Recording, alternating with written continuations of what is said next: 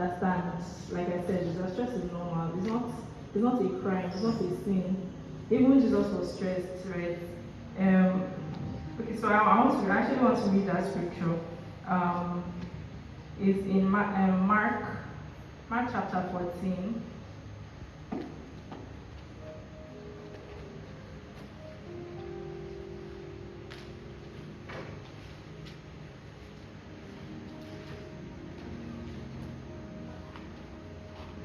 Mark 14, verse 33. Okay, so it says that he took Peter, James, and John with him, and he became deeply troubled and distressed. So this passage, this scripture is, for context, is when Jesus took some of his disciples to the garden, Gethsemane, to go and pray. And then, imagine me, I'm here fighting for my life, praying, sweating blood, and then I come out and I see these people that I took with me, they are sleeping.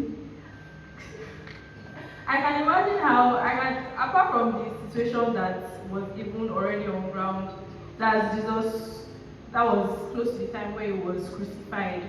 Apart from that already stressful scenario, I now see people that are supposed to be praying with me, people that are supposed to be encouraging me, they are sleeping.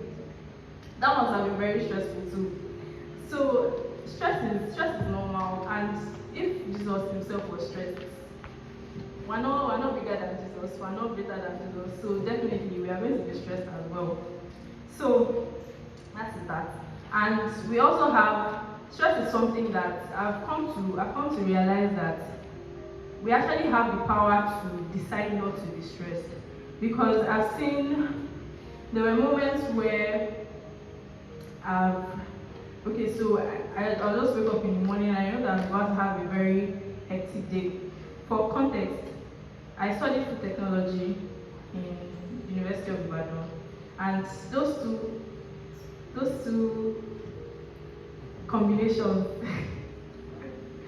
it will test your patience, it will test your capacity to withstand a lot of things, right? So there were days where I'll have, like, I'm already looking at my schedule, it's looking like I'm going to have classes from 7 to 7, there's no chance to eat in between, and I just know that I'm going to be very overwhelmed.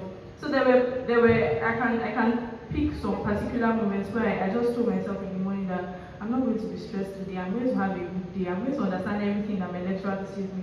I'm not going to have headache.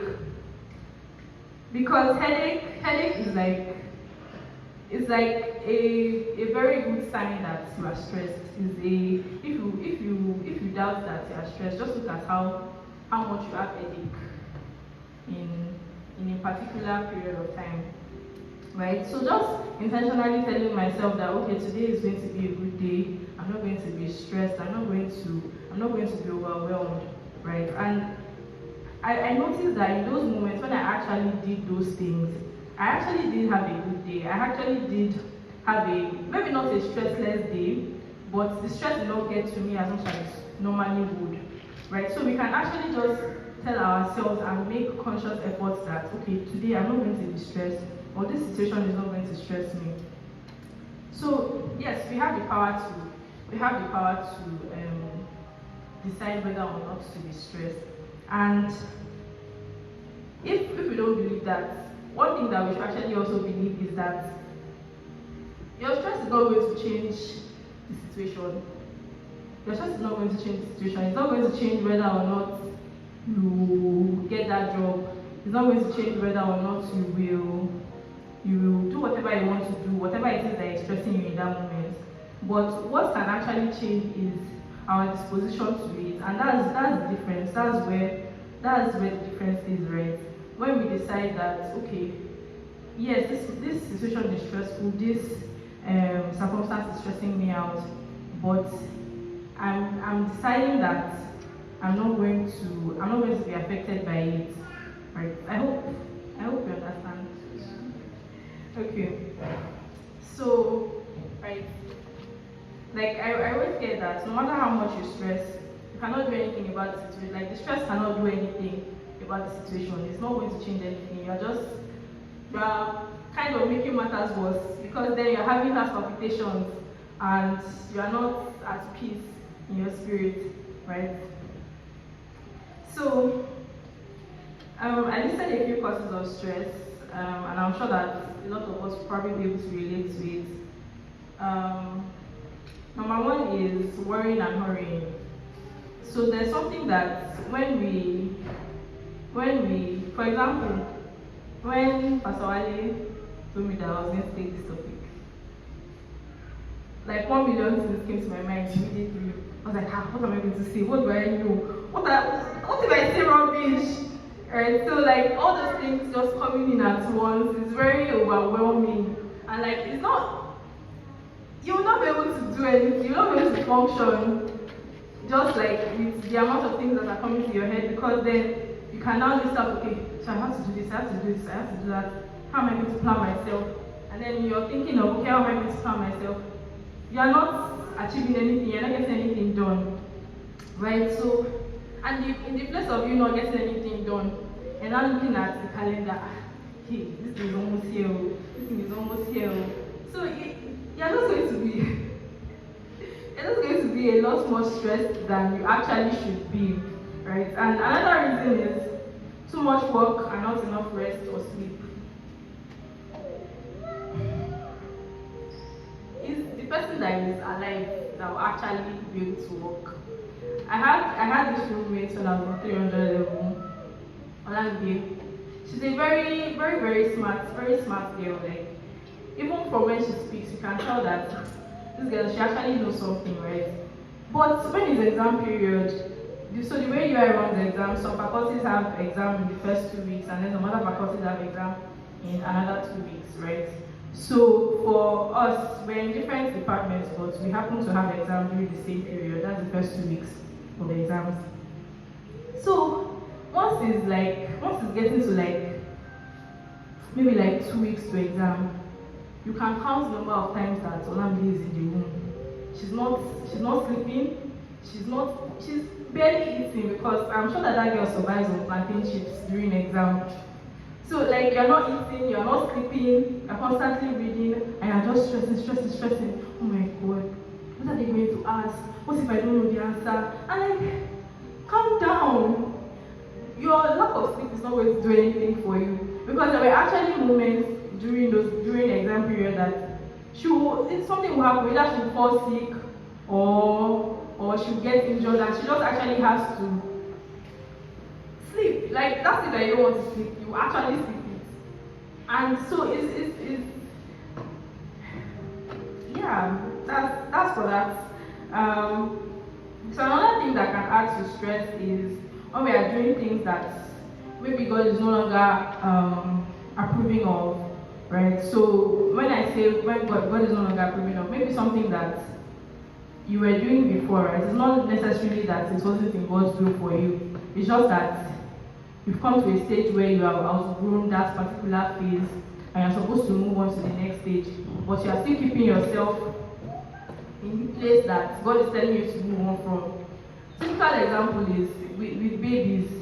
Babies are advised to be exclusively breastfed for 0 to 6 months, right? That is, they don't need anything other than breast milk for the first 6 months of their life, because it is known that in that 6 months, everything that they need, all the nutrients that they need to grow, everything that they need to develop is present in that breast milk.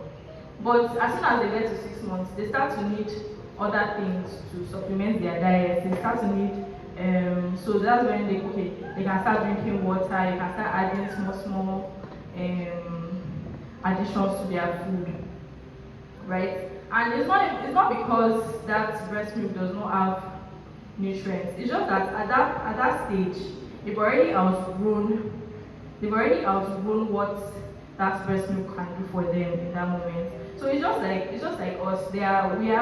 We have seasons, we have periods in our lives, right? And we need to be able to sense when God is telling us to move on from a situation. Because if we don't move on from that situation, it's just going to continue stressing us and overwhelming us. And it's for no reason, because God is literally saying that move on from this. And it's not a that's not an excuse to say that, okay, anytime I'm feeling stressed about the situation, it means that God is telling me to move on. There are some moments where you are probably just not managing the situation properly, but there are also moments where God is telling you to move on from this thing and like move on to the next stage, basically.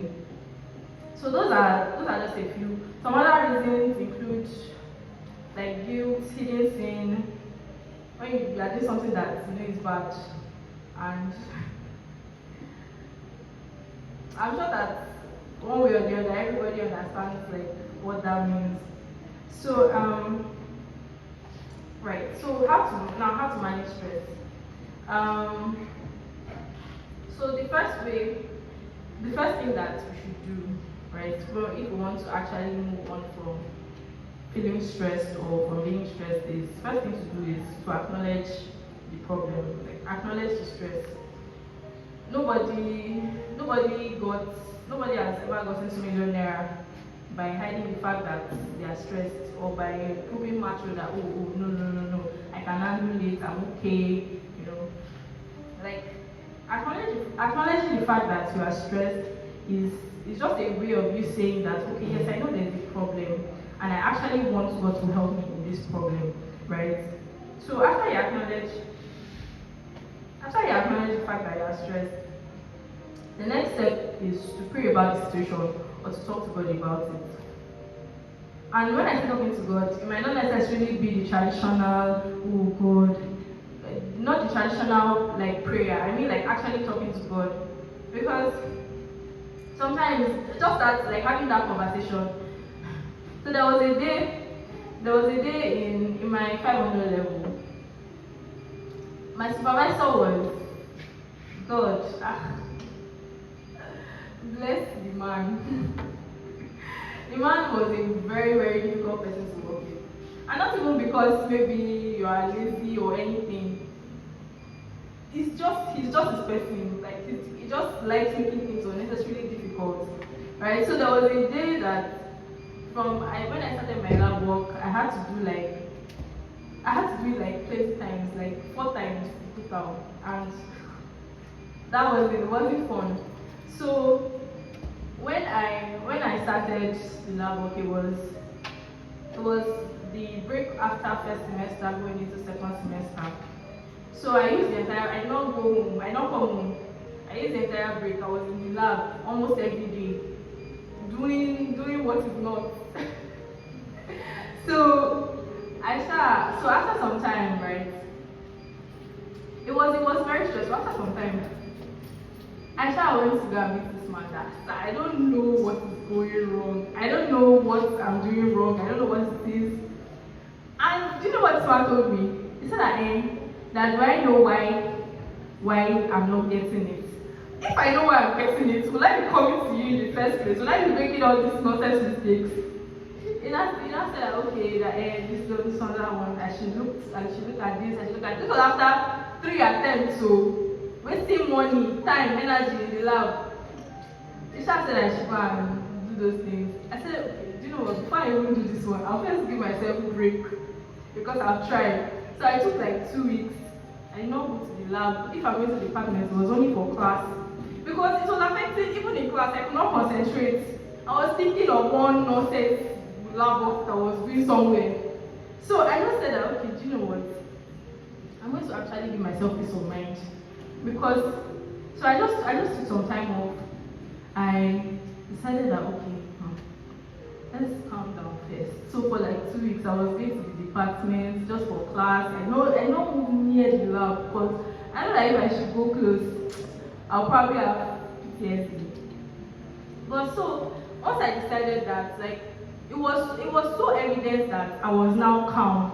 Like by the time I went back to the lab, like because I had gotten myself out of that overwhelmed frame of mind. So I was like, okay. So now we'll take it step by step. First of all, you do this one, you now do that one, you now do that one. So that was what I did. But before I got to that point of actually knowing that I should take a break, I actually had to talk to God. He's like, oh, see, I'm tired. I don't know what I'm doing. I'm just about ready to give up. Imagine after the 100 level, 200 level, 300 level, 400 level, and I get 500 level. One man is not stressing me and making me question my life decisions. So I had to talk to God. Like, I actually had a conversation. I was going back to my hostel that day. I had to put my phone to my ear because I knew that this conversation is not one that we can have inside. So that people will not think I was mad. I should put my phone to my ear. I was start talking. I was just talking till I got to my hostel. And I was like, okay. Now I feel better. So like sometimes you actually have to let it out. Like actually just talk. Because God listens, God hears us, right? God hears us. So after you talk to God, after you pray about it, and you just like lay the entire situation at God's feet, right? You now have to accept like the peace that God gives us.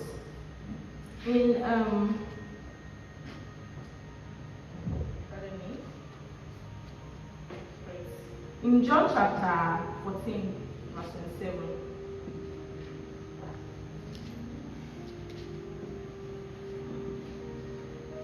Okay. So John chapter 14, verse 27 says that I am leaving you with a gift, peace of mind and heart. And the peace I give is a gift the world cannot give. So don't be troubled or afraid. So it was Jesus that was telling us that this peace, so I'm giving it to you. And the peace I'm giving you is not like all that temporary nonsense that the world is going to give you. My own is lasting, is permanent. So like we have to just come. God has already given it to us. We just have to come to a place where we actually accept it and say that, okay, yes, I have peace. God has given me this peace. So we have to acknowledge the fact, okay, we have this thing. So that's when we'll now be able to start walking in the peace. I hope you understand. Okay. So that's honestly that's it. That's actually it. So like we need to believe that God cares about every part of our lives. Like no matter how small you might think it is, no matter how it's as little as what am I wearing today. Like God actually cares about those little details about us. So like we need to now know that when something is now stressing us and it has gotten to the point where it's feeling so overwhelming, why would God be concerned about what we wear and you feel like he's not going to be concerned about that thing that is stressing you or that thing that is bothering you? Right? So we need to believe that God cares, God listens, God hears us, and we should not be afraid to take our stress to him. Let's not distance ourselves from God. Right? I pray that God will help us in Jesus' name.